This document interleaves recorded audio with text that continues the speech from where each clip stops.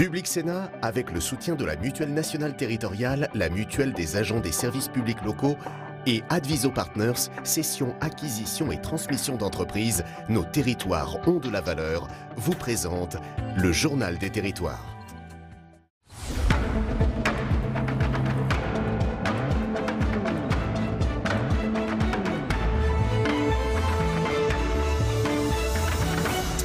Bonjour à tous et bienvenue en ce vendredi dans notre édition en 3 parties. Le JT des territoires dans un instant que je vais vous présenter. Puis deuxième partie de l'émission avec Territoire d'Info. L'invité politique aujourd'hui c'est Yannick Jadot qui est tête de liste Europe Écologie Les Verts aux élections européennes. Enfin Territoire Sénat avec l'actualité parlementaire au Sénat en troisième partie. Mais tout de suite c'est le JT des territoires. On s'y retrouve dans un instant.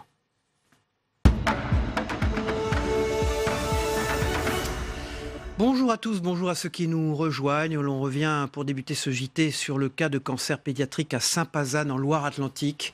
16, c'est le nombre de cancers dépistés chez les enfants et chez les jeunes majeurs sur et autour de ce territoire. Cette semaine, le comité de suivi des cancers pédiatriques s'est réuni. L'occasion pour les autorités sanitaires d'annoncer le calendrier des investigations qui commence dès à présent. Un reportage sur place de Télé Nantes. Après le constat, vient le temps de l'action et en priorité celui des mesures d'urgence pour lever les doutes sur l'origine des cancers pédiatriques diagnostiqués sur le territoire de Sainte-Pazanne. L'Agence régionale de santé va diligenter des premières investigations. Elles seront menées sur les lieux de vie des enfants malades. Dans la pratique, c'est probablement des bureaux d'études qui seront missionnés par l'ARS qui vont aller faire des prélèvements d'eau, des prélèvements d'air. Aussi, on a prévu de regarder la question des champs électromagnétiques et donc des mesures de tous ces paramètres qui pourraient avoir une incidence sur l'état de santé des enfants. Parallèlement, d'anciens sites industriels seront inspectés, notamment la carrière de la Coche et celui de l'ancienne Scierie-le-Duc. Les résultats de ces premières mesures d'urgence devraient être communiqués dès la rentrée 2019. Viendra ensuite le temps de l'enquête épidémiologique portée par Santé publique France. Le périmètre d'investigation a été fixé entre 2015 et 2019 et concernera 7 communes sur et autour du territoire de Sainte-Pazanne. Donc nous définissons ce périmètre qui va nous permettre de identifier les familles que nous allons devoir enquêter. Ça veut dire aller à leur rencontre, passer un questionnaire pour décrire les vies des enfants, les lieux qu'ils habitent, la grossesse de la maman, des facteurs qui pourraient relever des parents de l'enfant, qui a comme objectif de mettre en évidence quelque chose qui soit commun aux enfants malades et qui soit différent des autres enfants qui ne soient pas malades. L'annonce de ce calendrier d'action a convaincu les familles concernées. On est associés pleinement avec eux, donc on aura un droit de regard sur ce qui va se faire, sur les résultats. Donc clairement, aujourd'hui, on ne pouvait pas espérer mieux. En tout cas, il faut que ça aille vite maintenant, quoi. En 4 ans, 16 cas de cancer touchant des enfants et des jeunes majeurs ont été diagnostiqués à Sainte-Pazanne et aux alentours. Dans ce JT des territoires, de nouvelles solutions peut-être pour les agriculteurs. C'était le désherbant d'hier, ce sera peut-être celui de demain. Le désherbage mécanique comme alternative aux produits chimiques. Regardez la présentation et la démonstration de ces machines effectuées de la 6e édition de Désherbe Avenir à Berny-en-Sancerre, dans la Somme, il y a quelques jours. Flavio Lapiana pour WEO TV s'y est rendu. Regardez. Existe-t-il une alternative au désherbage chimique ? Pour diminuer l'utilisation d'herbicides, les professionnels de la production agricole tentent un retour aux sources avec le désherbage mécanique. Le principe, arracher les mauvaises herbes plutôt que de les détruire avec des produits phytosanitaires, une manière de faire plus naturelle qui permettrait de réduire de moitié l'utilisation de désherbants chimiques. Mais devant la démonstration des machines, les agriculteurs restent sceptiques. Pour moi, ça reste un complément, ça ne peut pas être une solution totale. Le prix d'achat est quand même très élevé pour ces outils-là, avec un créneau qui fait qu'on a une fenêtre de travail très, très courte. Il faut que ça passe aussi économiquement.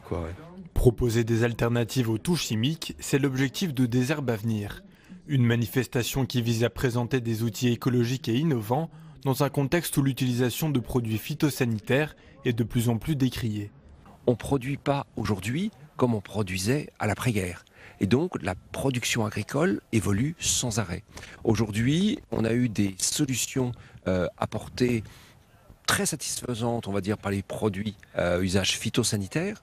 Désormais, il y a d'autres solutions qui s'ouvrent à nous. Les produits phytosanitaires sont très étudiés, très controversés par moments par la société civile, et le désherbage mécanique est une réponse aussi à ces attentes sociétales. La prise de conscience est tout de même bien là, même si les agriculteurs ne sont pas forcément prêts à sauter le pas, principalement pour une question de rentabilité. Ça fait vraiment débat, ce retour aux 90 km/h et l'amendement pour reconsidérer la vitesse sur les départementales trouve écho également dans les territoires d'outre-mer. En Martinique, la question est loin d'être tranchée et la collectivité territoriale ne semble pas vraiment d'avis à changer de nouveau la limitation de vitesse. Un reportage de Johan Boulard pour VIA ATV Martinique, notre partenaire sur place. Face au mécontentement exprimé au niveau national, le gouvernement fait marche arrière.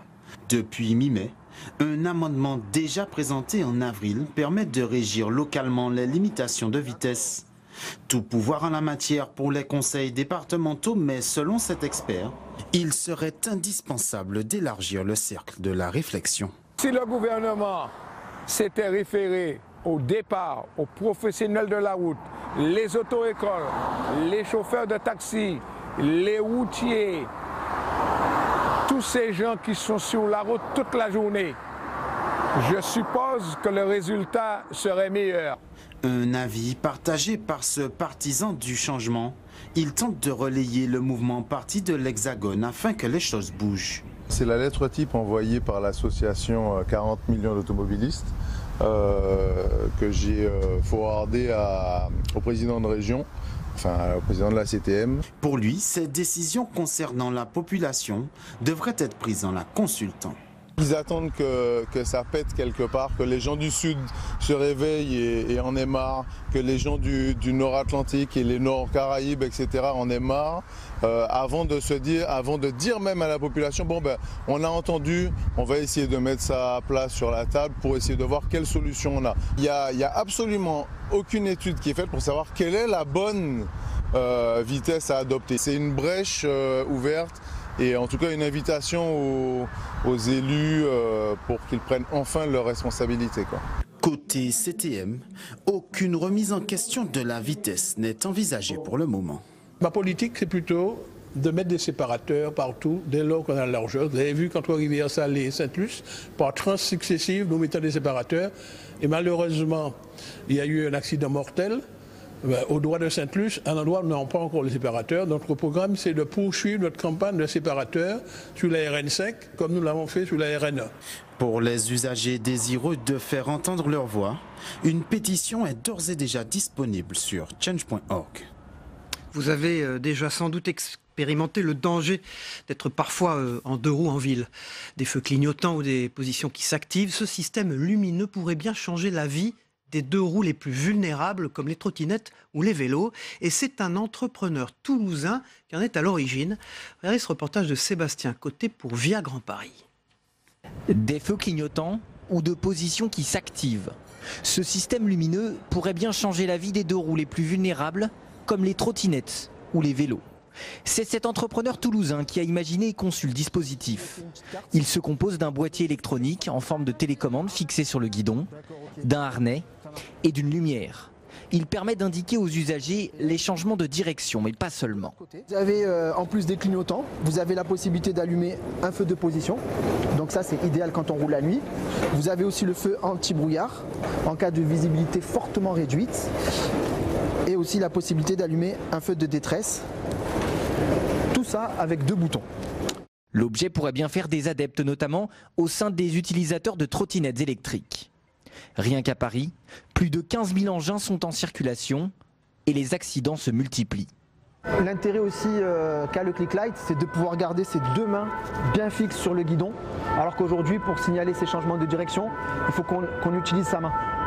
Et quand on lâche le guidon, ça peut être très dangereux. Donc là, le fait d'avoir ses 2 mains sur le guidon, on peut se signaler grâce à la télécommande en roulant tout en sécurité. Le système lumineux sera disponible dans le courant de l'été 2019. Pour certains d'entre vous, remettre un pied dans la vie active grâce à un chantier d'utilité sociale, voilà ce que propose maintenant Pôle emploi. Un exemple ici dans le Gard, où des personnes en recherche d'emploi participent à la rénovation d'un ancien presbytère du XIIe siècle.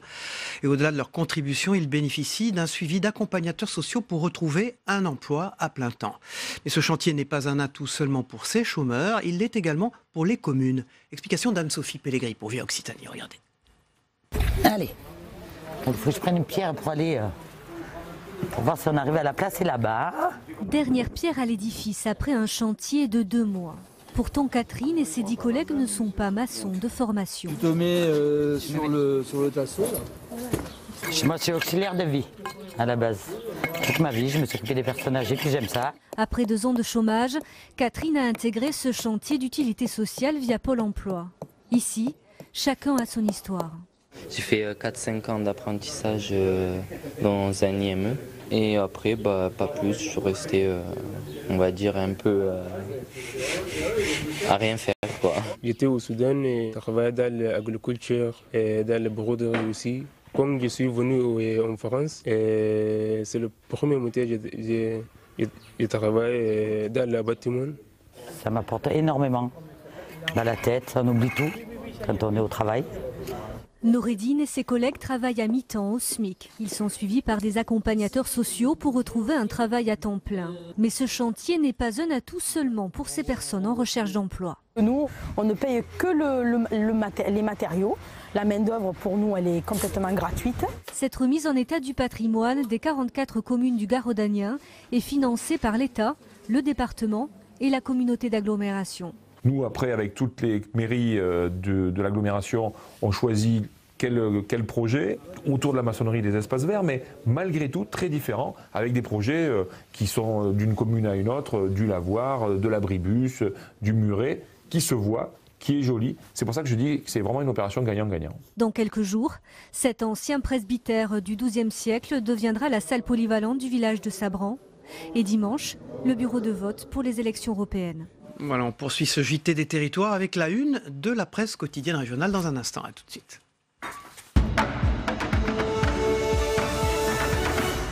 On démarre Savaria, bonjour, avec la une de l'Alsace, un des journaux du groupe EBRA, avec une élection et des enjeux. Il s'agit bien sûr des européennes. Quels sont les enjeux des élections européennes ? 47 millions de Français vont voter dimanche pour élire 79 députés. Problème, l'abstention massive qui risque de modifier les enseignements à tirer de ce vote. L'Alsace vous propose tout ce qu'il faut savoir sur l'élection des eurodéputés. Combien d'électeurs qui votent ? Quand faut-il voter ? Et puis focus sur le nombre record de listes en France. 34 listes et 2686 candidats en lice. Chaque liste se présente sur l'ensemble du territoire français car le découpage en 8 grandes circonscription en vigueur depuis 20 ans a été abandonnée. Et puis des chercheurs qui se sont penchés sur le sujet. À la une de Ouest France, l'Europe qui a renforcé le droit des femmes. Des chercheurs se sont penchés sur la place faite aux femmes dans la construction européenne. Résultat, l'Europe se révèle plus progressiste que les États membres. L'Europe a fait avancer les droits des femmes, explique l'historienne Françoise Thébault dans un ouvrage « L'Europe, une chance pour les femmes ». Dans ce livre, eh bien, cette spécialiste de l'histoire des femmes détaille à quel point la construction européenne a incontestablement profité aux femmes. L'historienne rappelle également l'engagement des femmes dans les mouvements européistes dans l'entre-deux-guerres. Et puis les médecins sont face à une explosion des demandes. C'est à la une de Midi Libre. Ce sont les migrants. Le défi des médecins. Au CHU de Montpellier, les médecins font face à une explosion des demandes d'examen, notamment des tests osseux pour déterminer l'âge réel des migrants. Pour ceux qui demandent l'asile, autre demande importante, les sévices. Également pour prouver la réalité de ces sévices pour ceux qui demandent l'asile. Des examens délicats face auxquels le personnel soignant se sent parfois mal accompagné. Et puis, à la une de la presse de la Manche, en cause un décret, former un apprenti. Bientôt une galère, pense-t-il. C'est une nouvelle inquiétude pour les commerçants et les artisans. Un décret qui empêche désormais les conjoints collaborateurs de former des apprentis, un texte lourd de conséquences. Depuis la publication de ce décret en décembre, des milliers de commerçants se sont aperçus qu'ils ne pouvaient plus former d'apprentis. À l'origine, c'est une erreur du ministère du Travail. Dans un décret qui fixe donc les nouvelles conditions pour encadrer les apprentis, il est mentionné que le maître d'apprentissage doit être salarié de l'entreprise. Les rédacteurs ont oublié d'y ajouter le conjoint collaborateur et résultat, les plus petites entreprises ont peur de ne plus pouvoir transmettre leurs compétences. Le ministère assure qu'un nouveau décret va être publié prochainement. Et puis à la une du Progrès de Lyon, les soyeux, donc les soieries lyonnaises sont bien vivantes. Hermès investit à Pierre-Bénite. La soierie lyonnaise est bien vivante. Le groupe Hermès a officialisé la reconfiguration de son principal site textile en France, à Pierre-Bénite, au sud de Lyon. Le groupe va créer 120 emplois dans toute sa filière. 2 lignes d'impression supplémentaires seront implantées. Le site de Pierre-Bénite produit des textiles imprimés, des foulards et des cravates en soie. Merci Saveria, tout à l'heure pour la partie sénatoriale de cette édition. Tout de suite, c'est le Club de la Presse. Zoé Cadio, Fabrice Vesser-Redon sont avec nous ce matin. A tout de suite. Bonjour Zoé Cadio du Midi Libre, de l'Indépendant, les journaux du groupe La Dépêche. Merci d'être sur ce plateau ce matin avec nous. Avec vous, on va parler d'une nacre qui est en voie d'extinction. La nacre de Méditerranée, la grande nacre de Méditerranée. Voilà, dans un instant. Puis avec vous, Fabrice Vesser-Redon, on va revenir sur un sujet d'ailleurs qui fait l'objet d'un papier, d'un article important dans le Progrès de Lyon, c'est l'hypersexualité des élèves. Et c'est une principale qui alerte les parents. On va y revenir dans un instant, mais avant tout, avec vous, parlons un tout petit peu de ce débat hier soir des Européennes. C'est à 3 jours des élections. Les 11 têtes de liste ont participé à ce dernier débat chez nos confrères de BFM TV. Alors, si les échanges sont vite devenus un peu inaudibles, les 2 favoris ont pris un minimum de risques. Et vous vouliez souligner quand même les performances de la nouvelle génération. Oui, comme le disait Saveria à l'instant dans sa revue de presse, nos journaux du groupe EBRA ont fait le choix de revenir, de détailler ce matin le fonctionnement de ces élections européennes, mais aussi le fonctionnement de l'Europe. On est dans une démarche pédagogique, expliquer l'Europe pour que les gens s'impliquent dans cette élection. Le débat d'hier soir, Cyril, vous l'avez regardé comme moi, on n'apprend plus grand-chose en réalité maintenant dans ce débat. Il y a beaucoup de choses qui sont inaudibles. En revanche, il faut reconnaître au terme de cette campagne, je ne sais pas ce qu'en dira Zoé, mais on aura quand même eu un bénéfice de cette campagne, c'est celui de la révélation d'une nouvelle génération politique. C'est quoi, c'est le nouveau monde qui a enfin des visages? Ça, je ne sais pas, je crois que l'appellation d'origine contrôlée a été déposée. Mais en tout cas, que ce soit des Brossat, des Bellamy, des Bardella, on parlait d'Aubry tout à l'heure également, ce sont des gens qu'on n'avait pas l'habitude de voir sur le devant de la scène. Marion Aubry. Oui, Marion Aubry. Pas Martine. Oui. Oui. Non, mais pour nos téléspectateurs, il faut préciser. C'est vrai. Qui est la tête de liste de la France Insoumise, Manon Aubry. Absolument. Ce sont des visages qu'on n'avait pas l'habitude de voir, donc il y a un signe d'espérance dans tout ça, c'est que la classe politique est quand même capable de se renouveler un petit peu, semble-t-il. Merci, Fabrice. Hypersexualité des élèves, une principale alerte. Les parents, c'est un article intéressant dans le Progrès. Ce sont des parents d'élèves d'un collège de Gironde qui ont reçu un courrier de la principale dénonçant les comportements sexuels des adolescents scolarisés dans l'établissement. Alors ça, c'est totalement nouveau comme sujet? C'est pas un sujet totalement nouveau, comme le relève cette principale de collège. Elle a fait un choix, c'est celui d'écrire. Elle a pris sa plume, elle écrit aux 600 parents d'élèves de ce collège de Gironde, une région qui vous est chère, Cyril, pour dire attention, élève de 5e le et 6e, sujet n'est pas nouveau, 5e et 6e. mais elle dit aussitôt, c'est-à-dire à 10-11 ans, je n'ai jamais vu ça. Voilà, c'est une question de proportion, c'est-à-dire c'est une véritable déferlante qui est probablement liée bien sûr à l'usage des tablettes, l'usage incontrôlé, c'est ce que dénonce cette enseignante, cette directrice d'établissement, mais aussi l'usage des smartphones, puisqu'aujourd'hui, au départ, on a donné des téléphones aux enfants pour qu'ils soient joignables un petit peu à toute heure, qu'on sache où ils sont en dehors des heures de cours. Il se trouve qu'aujourd'hui, ce mode de contact est devenu un mode d'information. Alors ce qu'il faut faire, c'est responsabiliser les parents, Zoé Cadio. C'est ce qu'elle dit aussi, cette enseignante. Oui, tout à fait. Et puis surtout que l'utilisation des tablettes, des écrans, généralement les enfants font ça le soir, et on peut en même temps rebondir sur une étude qui vient d'être publiée de l'agence sanitaire qui rappelle que justement ces tablettes, généralement, ça marche avec des diodes, et les diodes bleues, elles sont très nocives pour la vue, et elles peuvent avoir des dommages importants sur la vision, et même à terme empêcher aussi les enfants de dormir, et après ils sont énervés et on les retrouve en classe un peu surexcités d'une certaine manière. Là, ce qui se passe, c'est que cette surabondance de pornographie, et surtout son accès quasiment libre, il suffit de taper un mot-clé pour un gamin tomber sur de la pornographie à toute heure du jour et de la nuit, c'est que ces enfants-là ne sont pas préparés du tout. À un moment de leur vie où ils sont en plein développement physique, ils ne sont pas accompagnés, et souvent ça se passe à l'insu des parents. Est-ce qu'il y a un rôle législatif à jouer? Est-ce qu'on peut faire plus? C'est ce que disent un certain nombre des personnes qui témoignent dans cet article, ce sujet de société auquel on a voulu donner une place importante dans les journaux du groupe EBRA ce matin. La loi peut faire quelque chose. Mais comme le dit la principale du collège de Mios, c'est d'abord les parents. Surveiller, veiller, contrôler. L'école ne peut pas tout. Et la loi non plus. Non plus, oui. L'éducation revient aux parents. D'une certaine manière, on l'oublie, mais ce sont les parents qui doivent un peu fixer des limites et ne pas aussi laisser les téléphones et autres portables entre les mains des enfants qui ne sont pas du tout préparés à recevoir ce type de messages et d'informations, parce que pour eux, c'est vraiment brut.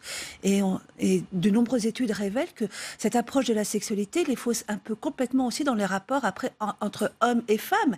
Et la sexualité devient un truc complètement faux, d'une certaine manière, sans poésie et sans romantisme. C'est dans le Progrès ce matin. Hypersexualité des élèves, une principale alerte les parents. C'est une principale d'un collège en Gironde. Il s'agit, je le précise, de classes de 6e et 5e quand même. C'est vraiment des très jeunes. Extrêmement jeunes. Et beaucoup, les statistiques que nous donnons démontrent que beaucoup de ces enfants ont déjà vu de la pornographie avant même de rentrer au collège. Restez avec nous, Fabrice Fesser-Redon, pour le débrief tout à l'heure.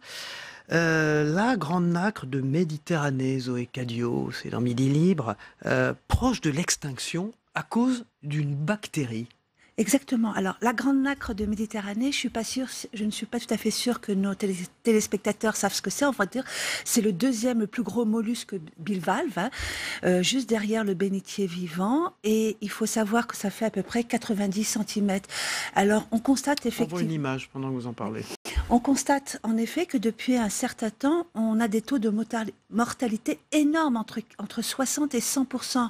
Et les chercheurs pensaient que, en fin de compte, c'était peut-être lié au réchauffement climatique, au taux de salinité, mais point du tout. On s'est aperçu que c'est une bactérie qui attaque ces mollusques, une bactérie un peu tueuse, comme on l'a vu. Mais d'où sort-elle? Alors, on ne sait pas trop, justement. Il y a des études qui sont menées, notamment à Banyuls et par l'université de Perpignan, qui s'aperçoit qu'en fin de compte, cette bactérie tueuse se niche en fin de compte sur les glandes digestives de ce mollusque et l'empêche en fin de compte de digérer, et ce mollusque meurt un peu de faim. Alors, pendant très longtemps, on a cru que ce parasite était tout seul, mais une étude italienne par des chercheurs italiens s'aperçoit qu'il y a cette première bactérie tueuse qui affaiblit le mollusque, mais il y en a une deuxième qui vient achever, je dirais, le travail. Alors, cette bactérie, ça s'appelle l'Haplosporidium pinae. J'invite donc les enfants à regarder leur tablette et à aller regarder un petit peu ce que c'est que cette bactérie qui a été découverte et étudiée par des chercheurs et qui est étudiée spécialement par le laboratoire Cryope de l'université de Perpignan, qui est très en alerte. Alors, on est très inquiet parce que, à vrai dire, ce mollusque était une espèce protégée à partir de 1992, et de 1992 à 2005, on s'est aperçu que les colonies s'étaient reconstituées, et là, on s'aperçoit qu'il y a vraiment une épidémie mortelle et on s'en inquiète. Alors, on l'appelle la grande nacre? Alors ça, je ne sais pas. Je suis désolée, mais je pense que c'est à cause de la couleur peut-être de ce coquillage, qui fait et qui produit aussi, je pense, pour les perles. On pense à la grande laque des perles.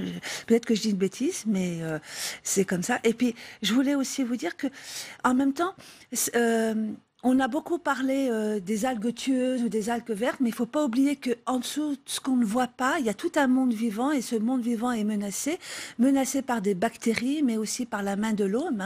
On s'aperçoit que l'environnement est un thème essentiel dans cette campagne des élections européenennes, et il est bien même un conseil de défense qui s'est réuni hier soir. Et sous la plume de mon collègue Yannick Pona, on en apprend pas mal sur cette grande lac de Méditerranée et qui met aussi à l'honneur aussi le travail des chercheurs qui est plutôt méconnu. Dites-moi, parlez-nous de cette Méditerranée autour de ce territoire alors, occitan. Ce territoire alors c'est la Grande Bleue, la Mare Nostrum. Généralement, quand on parle de la Grande Méditerranée aujourd'hui, on parle plus des problèmes d'immigration, comme on l'a vu encore hier dans le débat avec la question de l'Aquarius. Mais là, c'est plutôt le côté un peu les gens. En fin de compte, on s'aperçoit que la Méditerranée, c'est pas simplement, comme je vous le disais, les gens et le rivage, et l'endroit où on va se baigner l'été, mais bien un monde vivant qu'il faut prendre soin de lui.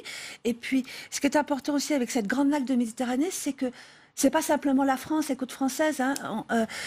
Cette bactérie, on l'a vu d'abord en Espagne. On s'aperçoit aussi qu'au début, on pensait que c'était complètement concentré aux côtes catalanes, mais on s'aperçoit qu'il y a l'Espagne, l'Italie. Et aujourd'hui, c'est l'Euro-Méditerranée. C'est pas un concept abstrait. Là, il n'y a pas de frontières sous-marines. Il n'y a pas de frontières sous-marines, mais il y a quand même une note d'espoir, je dirais. C'est qu'on a vu que ces colonies étaient touchées, mais elles repartent ailleurs et on ne l'explique pas pourquoi, d'où ces études qui sont menées actuellement. Voilà, la grande nacre de Méditerranée, proche de l'extinction à cause d'une bactérie. Merci, c'est dans le Midi Libre. Zoé Cadio de l'Indépendant du Midi Libre, groupe La Dépêche. Fabrice Vesser-Redon vous retrouve tout à l'heure. À tout à l'heure. Et nous, on va regarder la météo des territoires de Gilles Mourou, le temps qu'il fait en France à l'approche de ce week-end. Regardons et on se retrouve après. La météo vous est présentée par l'Assemblée des départements de France.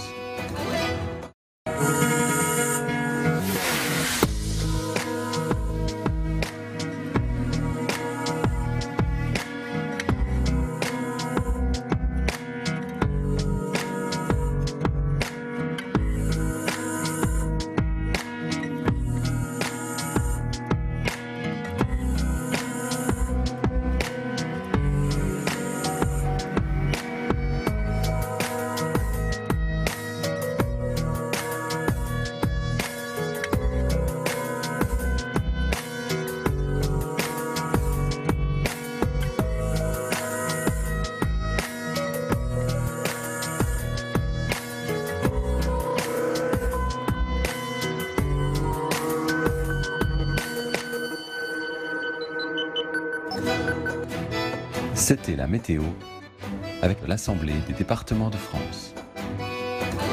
Voilà, dans un instant, c'est le Zap Monde de TV5 Monde, ce que vous devez retenir de ce qui s'est passé dans le monde ces dernières heures. Les élections européennes, la victoire surprise des travaillistes aux Pays-Bas. À Washington, vous verrez Donald Trump en images déclare la guerre technologique à Huawei, vous le savez. Et puis au Chili, 2 icebergs qui se détachent du glacier Grey en l'espace de 15 jours. Il y a vraiment des problèmes sur cette planète. A tout de suite.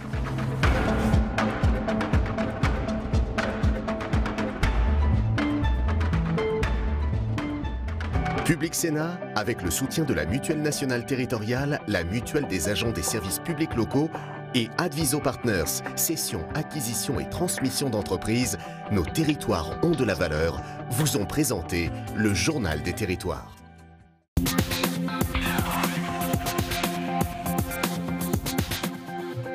C'est une tendance à contre-courant. À l'heure où les analystes prédisaient une vague souverainiste sur l'Europe, aux Pays-Bas, selon les estimations, ce sont les travaillistes qui prennent le pas. Le parti pro-européen récolterait 18,1% des suffrages, ce qui lui octroierait 5 des 26 sièges néerlandais au Parlement européen.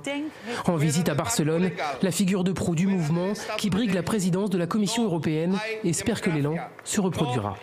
J'espère que dans de nombreux pays, les sociodémocrates auront le vent en poupe et seront en mesure de montrer qu'ils peuvent amener une autre Europe plus proche de leur thématique. Les Américains souhaitaient l'éviter jusqu'à présent, mais le cas du géant technologique Huawei pourrait finalement arriver sur la table des négociations.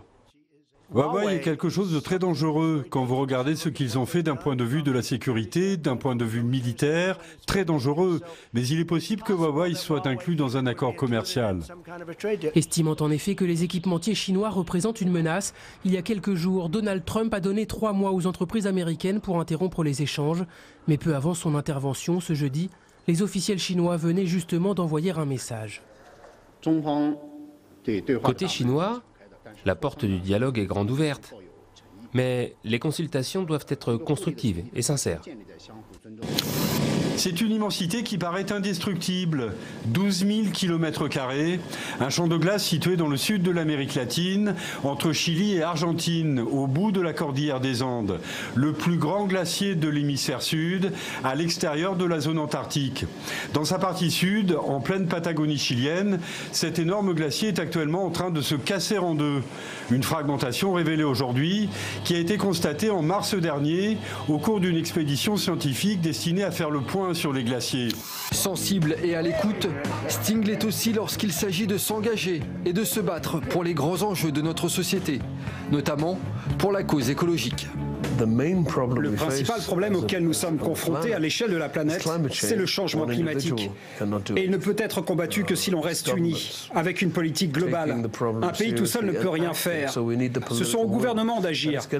Et nous avons besoin d'une politique globale, mais elle arrive trop tard. Alors quand j'entends parler de Brexit, ça m'énerve.